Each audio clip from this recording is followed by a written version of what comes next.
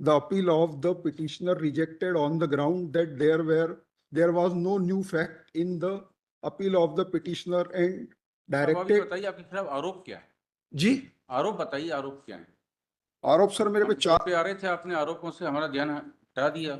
जी sir, आरोप 4 आरोप थे सर। आप P3 पर आइए जी एनेक्सर P3 पर आइए। जी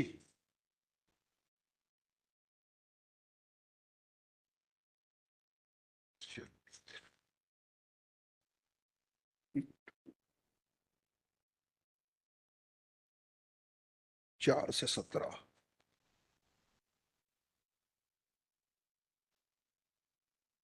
जी सर। एक तो आरोप ये था कि साहब तेंदुपत्ते का चार्ज मैंने और वो तत्काल नहीं दिया। तो दूसरा आरोप ये था कि एक जब्तशुदा जेसीबी मशीन चोरी में आपकी निष्ठा संदिग्ध रही।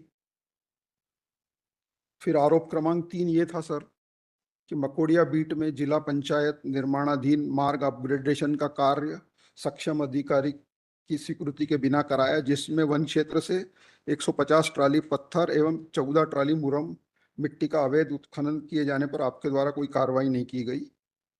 और फिर एक आरोप 4 ये दे रखा है साहब कि घासबीट सागर खो से अवशेष 200 क्विंटल घास का मनमाने ढंग से विक्रय कर प्राप्त धनराशि का अपघात किया।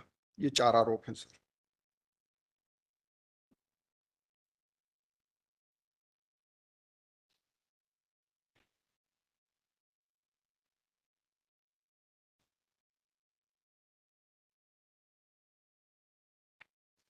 ये घास का क्या मामला है? 200 जो क्विंटल घास है, जी घास का क्या मामला था? सर, इसका मामला ये था कि कुछ घास पहले जा चुकी थी और उसके बाद में कोई आदमी गया वहां पे और रेंज का कोई कागज बोल के कि ये रेंज का कोई कागज है, वो कागज आज तक मिला नहीं है। वो दिखाया उसको और वो घास भर के ले गया और वो उसका चार्ज लगा दिया। घास जब गई होगी तो कुछ जी कोई गेट पास बना होगा, चालान बना नहीं होगा? नहीं सर, वो एक्चुअली चालान नहीं था सर। समिति के प्रभार में सर घास बीट है तो घास कटवाता भी वही था, बेलिंग भी वही करता था और वही ले जाता था मिलिट्री के लिए। ट्रेडिशनली सालों से वही काम कर रहा था। तो वो घास काटने के बाद सर पुला बनाने के बाद बेलिंग करना भी एक बहुत महत्वपूर्ण कार्य है। बिना उसके घास परिवहन नहीं हो सकती सर। तो बेलिंग में भी कॉस्ट लगती है सर। बेलिंग? हाँ बेलिंग सर, उसके बेलिंग। गट्ठे बनाना तार से, वो मशीन से अच्छा आप उसको कस के लगाते हैं ना सर। घास में बहुत खालिस्तान रहता है तो सर ट्रांसपोर्टेशन उसका महंगा पड़ता है। उसको दबा दबा के भरते हैं सर।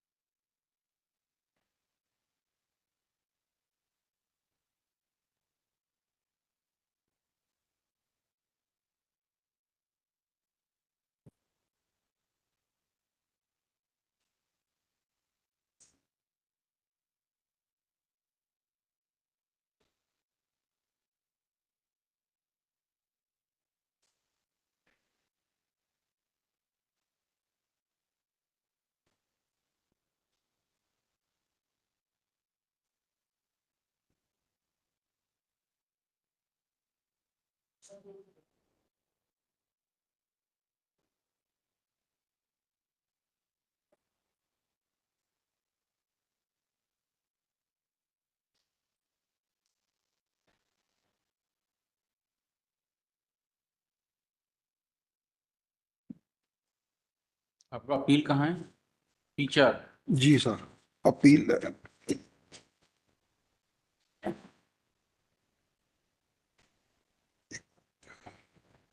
सिंह साहब, इनका अपील ऐसा ऐसा टर्मिनेशन जैसा अपराध कौन सा है? सर इसमें कोई नहीं है सर। एक्चुअली हुआ ये था सर। एक मिनट, 4 चार्जेस हैं। एक चार्जेस 939 रुपए का अकाउंट नहीं देना है। अकाउंट ना देना को डिफाल्केशन नहीं माना जा सकता। Not furnishing of account will remain in his account. Defalcation तब होता कि 939 का कोई ये फॉल्स बिल ले आते और फॉल्स बिल लाके उसको एडजस्ट कराने की कोशिश करते। 939 रुपए का हिसाब नहीं दे पाए, हिसाब नहीं दे पाए तो उनके खाते में बना रहेगा वो। अब बाद कभी भी बाद उसमें में रिकवरी दिया कर सर मैंने सकते हैं। उनको, बाद में हैंड ओवर भी किया। बहुत सारे एम्प्लॉयज का एडवांस बना रहता है, रिटायरमेंट के समय पे एडजस्ट करते हैं। शेष इन्होंने कोई एडवांस लिया 1,20,000 रुपए का, 1,19,000 रुपए का, 939 और उसमें इन्होंने अकाउंट फर्निश किया 1,18,061 रुपए का। 939 का अकाउंट फर्निश नहीं कर पाए। सर वो बाद में नॉन मैंने furnishing of account can be a reason to recover from him, whether it can be misconduct. मैंने सर बाद में दे भी दिया था उनको। ठीक है, जी ऐसा नहीं कि 1,19,000 रुपए इन्होंने कैश बॉक्स में से, कैश चेस्ट में से निकाल लिए। 1,19,000 रुपए इनको दिए गए किसी काम के लिए, उस काम के इन्होंने हिसाब जो सबमिट किया तो 1,18,000 का हिसाब सबमिट किया। 939 रुपए ना ही यूनियन को वापस किया ना ही प्रभार सौंपा। You could have deducted him, defalcation नहीं है, दिस सर नॉन मैंने फर्निशिंग ऑफ अकाउंट। मैंने बाद में दिया। पैसा इनको लॉफुली दिया गया, डिफॉल्केशन नहीं, लॉफुली इनको पैसा दिया गया। डिफॉल्केशन तब होता अगर इन्होंने 1,19,000 रुपए का हिसाब पूरा दे दिया होता, उसमें से 939 रुपए का फॉल्स बिल मिला होता। जेसीबी मशीन कहाँ से चोरी हुई? जी sir, JCB machine range office से चोरी। रेंज ऑफिस से चोरी हुई सर। जी रेंज ऑफिस में वो बेसिकली मैं सर उसके range office may be he is negligent. नहीं सर, मैं राजसात की सूचना देने एसडीओ साहब के पास गया था, उनसे बनवा के मैं जज साहब के पास गया था। रेंज में कितने कर्मचारी रहते हैं? रेंज ऑफिस में रेंज ऑफिस में करीब करीब 12-15 कर्मचारी रहते हैं। और जिस नाकेदार ने काटा था साहब, पीओआर, वो पुलिस चौकी थी साहब। बाद में हम गए भी थे तो वो बोलते कि वो नाकेदार ने फॉरेस्ट के वालों को बोला और ये पुलिस केस था। तो रेंज ऑफिस में जो बाकी कर्मचारी थे चोरी के समय, उनको आपने नोटिस वगैरह कुछ दिया? एक्चुअली ये बहुत अच्छे से डिटेल में इस चीज को डिस्कस किया गया है। कहाँ पे? पेज नंबर 97, बताइए। आरोप क्रमांक which pertains to theft of JCB। परिक्षेत्र चिकलोद के अंतर्गत जेसीबी मशीन द्वारा अवैध उत्खनन करते हुए तत्कालीन वन मंडलाधिकारी और दुर्गागंज द्वारा इतने को जेसीबी मशीन एवं अपराधी को पकड़कर उसके विरुद्ध अवैधानिक कार्रवाई किए जाने हेतु वन क्षेत्रपाल को निर्देशित किया गया। वन क्षेत्रपाल द्वारा जब्तशुदा जेसीबी मशीन की सुरक्षा की दृष्टि से उसकी बैटरी निकलवा दी गई थी, परंतु जेसीबी मशीन के टायर नहीं निकलवा सके क्योंकि जैक की व्यवस्था परिक्षेत्र कार्यालय में न होने के कारण परिक्षेत्र अधिकारी द्वारा जेसीबी मशीन के टायर नहीं निकल पाए जा सके थे, जिससे प्रकट होता है कि मशीन की सुरक्षा में उनका प्रयास अधूरा था। जांच कार्रवाई में अभिलेखों से स्पष्ट है कि जेसीबी मशीन आरोपी वन क्षेत्रपाल के सीधे भार साधन में न होकर वन रक्षक श्री रामकिशोर चतुर्वेदी के भार साधन में थी। यह सही है कि जब्तशुदा सामग्री की सुरक्षा की जवाबदारी उस शासकीय अधिकारी कर्मचारी। देखिए, इन्होंने एक सीज हुई जेसीबी मशीन, इन्होंने अपने एसडीओ को दे दिया, वन क्षेत्रपाल को। वन क्षेत्रपाल मतलब एसडीओ नहीं सर, रेंजर। Range officer. उसका प्रक्रिया ये सर कि कोई मशीन जब हम पकड़ते हैं साहब तो उसका मतलब राजसात की सूचना आप ही वन क्षेत्रपाल थे? ठीक है जी, आप ही क्षेत्रपाल थे ना? जी जी ठीक है, बैटरी निकलवा दी गई लेकिन टायर नहीं निकल पाए।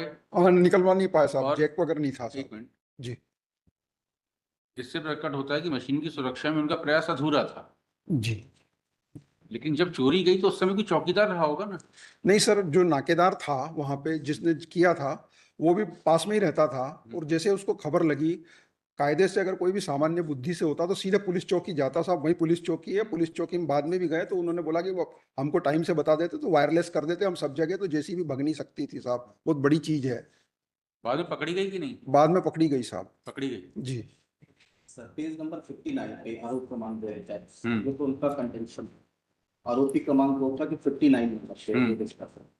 दुर्भाग्यपूर्ण यह रहा कि नहीं, पहले भी यहाँ देख लेते हैं ना जो हिम्मत है, जो आप यहाँ जहाँ पे लेके आए थे पहले उसको पढ़ लेते हैं, उसके बाद 59 पे जाएंगे। जी अभी आप 95 पर लेके आए थे, 97 पर।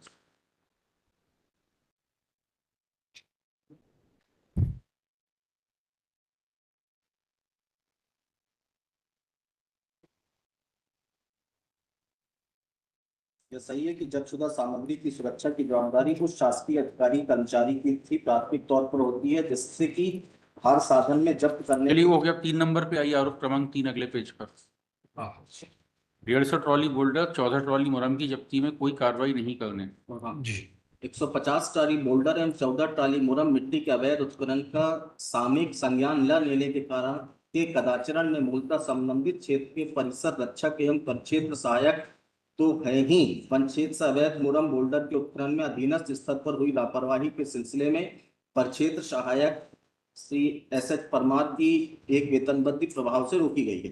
प्राप्त अभिमत अनुसार आरोपित अवैध उत्खनन के सिलसिले में आरोपी वन क्षेत्रपाल द्वारा अपने स्टाफ के हमरा मौके पर जाकर पत्थर तथा गिट्टी बोल्डर को तोड़कर एकत्रित किए जाने के उपयोग किए गए औजार आदि की जब्ती की गई। आरोपी वन क्षेत्रपाल द्वारा वन सुरक्षा के तहत कुछ कार्रवाई अवश्य की गई है, भले ही समय साधन व संसाधनों के परिप्रेक्ष्य में अपर्याप्त रही हो, परंतु वन क्षेत्रपाल वन सुरक्षा के दायित्व के प्रति जवाबदार बनाए जाने के दायित्वहीन है, क्योंकि उनके द्वारा ऐसा कोई नियंत्रण नहीं रखा गया जिससे कि अवैध उत्खनन को रोका जाए। सर, इसमें मेरा सबमिशन ये है कि सब वन अपराध अलग अलग तरह के रहते हैं और उस पर कार्रवाई भी अलग अलग तरह की होना चाहिए। इस जगह जिस जगह ये उत्खनन हो रहा था उस जगह में साहब वन के नाम पे गोल गोल पत्थर और करोंदे की और अपने क्या बोलते हैं लेंटाना की झाड़ियां ही हैं साहब। तो वहाँ कोई वन संपत्ति का ऐसा लॉस नहीं होता। तो वहाँ मेरा फोकस था साहब कि ट्रैक्टर जो कर रहे हैं उनको मौके पे जाके रंगे हाथों पकड़े, तो उससे ज़्यादा उसको क्षति पहुँचती।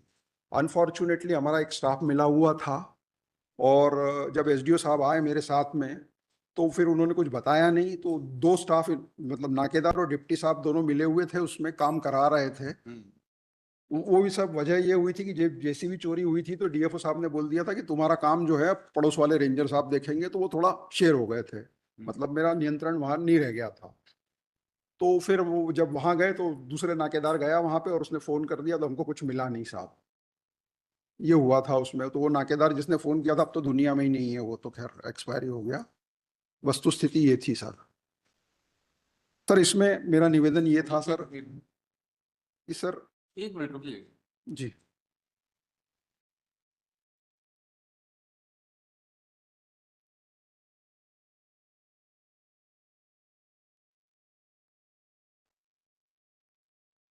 घास के लिए ये कौन था? नौशे खान था। जी जी और ये समिति का कर्मचारी कौन था जिसको लेटर दिखा के ले गए? जी सर, धनीराम। चौकीदार था सर ये। धनीराम। जी सर, समिति का चौकीदार वो था। लेटर है क्या रिकॉर्ड पर? क्या जो लेटर दिखाया गया वो लेटर है क्या कहीं? क्या नहीं नहीं है नहीं सर, आज तक मिला ही नहीं है वो।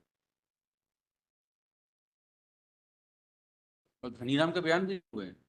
जी धनीराम के बयान हुए? धनीराम के बयान हो गए। धनीराम ने क्या बयान दिए?